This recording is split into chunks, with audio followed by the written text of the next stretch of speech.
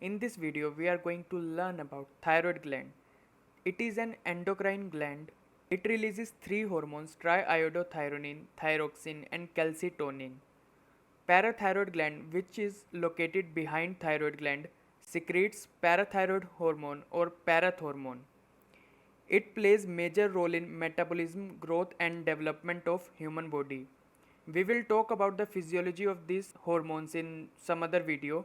In this video we will focus on the anatomy of thyroid gland. After watching the video, if you learn something, like this video, share it with your friends and subscribe this YouTube channel for more such videos in the future. Let's continue our video. Thyroid gland lies in visceral compartment of neck with trachea and esophagus. It extends from 5th cervical vertebra to 1st thoracic vertebra. Thyroid gland consists of two lateral lobes. These are the two lateral lobe, right lobe and left lobe, connected by an isthmus. These two lateral lobes covers the anterolateral surfaces of trachea, the cricoid cartilage, and the lower part of thyroid cartilage. And isthmus crosses the anterior surface of second and third tracheal cartilage. Thyroid gland lies deep to sternothyroid, sternohyoid and omohyoid muscles, which all are infrahyoid muscles of neck. Let's look thyroid gland here. It is the visceral compartment of neck containing thyroid gland, trachea and esophagus. This visceral compartment of neck is covered by pretracheal fascia, and here is the recurrent laryngeal nerve. It lies near the thyroid gland and at great risk during thyroidectomy. It can easily be traumatized during surgical procedure, so assessment of vocal fold is necessary before and after thyroid surgery. Before learning neurovascular supply of thyroid gland, let's see its embryological origin. Thyroid gland begins as a pharyngeal outgrowth from the floor of pharynx near base of tongue and migrates to its final position. Foramen cecum of tongue indicates the site of origin of thyroid gland, and the path it follows to the final position is marked by thyroglossal duct. Inferior parathyroid gland derived from third pharyngeal pouch and superior parathyroid gland derived from fourth pharyngeal pouch. After deriving from the pharyngeal pouches, these paired structures of parathyroid glands migrate to their final positions. Now, let's talk about the arterial supply of thyroid gland. There are two major arteries supplying thyroid gland, which are superior thyroid artery and inferior thyroid artery. Arc of aorta has three major branches: brachiocephalic trunk, left common carotid artery, and left subclavian artery. Brachiocephalic trunk divides into right subclavian artery and right common carotid artery. Common carotid artery divides into external carotid artery and internal carotid artery. Same here. Superior thyroid artery is the first branch of external carotid artery. This superior thyroid artery descends to reach the superior pole of lateral lobe of thyroid gland. After reaching here, it divides into an anterior glandular branch and a posterior glandular branch. We will see the posterior glandular branch later when we will see the posterior side of thyroid gland. Here let's talk about the anterior glandular branch. Both side of anterior glandular branch supplies the upper part of thyroid gland and anastomose with each other across the isthmus. Inferior thyroid artery arises from thyrocervical trunk, which arise from first part of subclavian artery. Here is the thyrocervical trunk. Inferior thyroid artery arises from it and reaches the inferior pole of thyroid gland. After reaching here, inferior thyroid artery divides into an ascending branch and an inferior branch. Let's look at it here. Here is our posterior glandular branch of superior thyroid artery, and here is our inferior thyroid artery, which divides into an ascending branch and an inferior branch.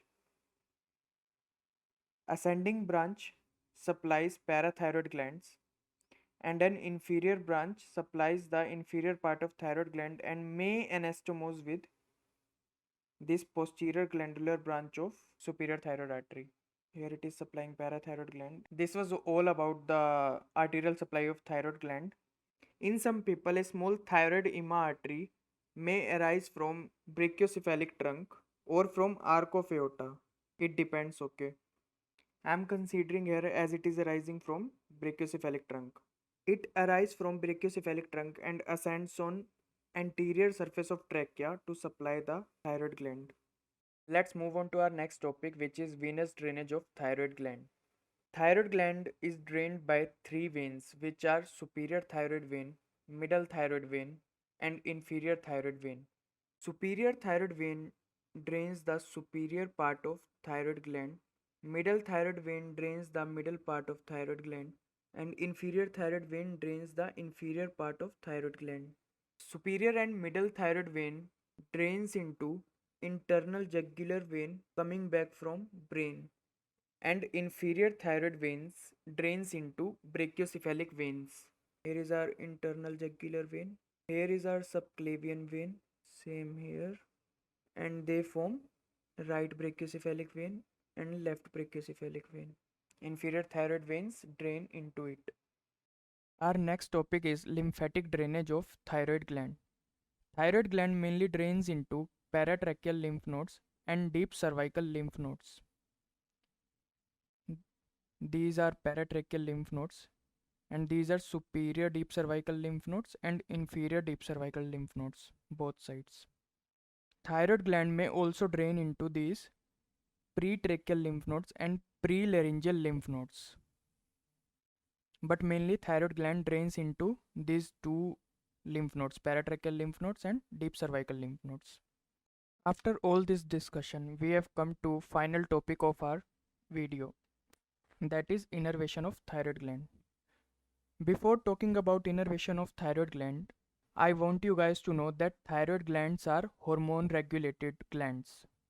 So the nerves supplying thyroid gland are vasomotor in nature and not secretomotor, which means the nerve supplying thyroid gland does not control the secretion of thyroid hormones, but it constricts or dilates the vessels which are receiving thyroid hormones from thyroid gland and distributing it to other parts of body, ultimately controlling the levels of thyroid hormones in blood. Parasympathetic fibers to the thyroid gland are supplied by vagus nerve through recurrent laryngeal nerve. Do you remember all the arteries we drew before? This is arc of aorta, left subclavian artery, left common carotid artery, brachiocephalic trunk, right subclavian artery, and right common carotid artery. So the vagus nerve comes like this, anterior to arc of aorta. Recurrent laryngeal nerve is a branch of vagus nerve which loops around arc of aorta and goes back to supply thyroid gland on the left side. On right side, vagus nerve, recurrent laryngeal nerve loops around right subclavian artery to go and supply thyroid gland with parasympathetic fibers. Sympathetic fibers to the thyroid gland are supplied by superior, middle and inferior cervical ganglion. This was it for today's video. Thank you for watching this video till now. If you got some knowledge from this video, let me know in the comments down below, as it will motivate me to make more videos in the future. See you next time.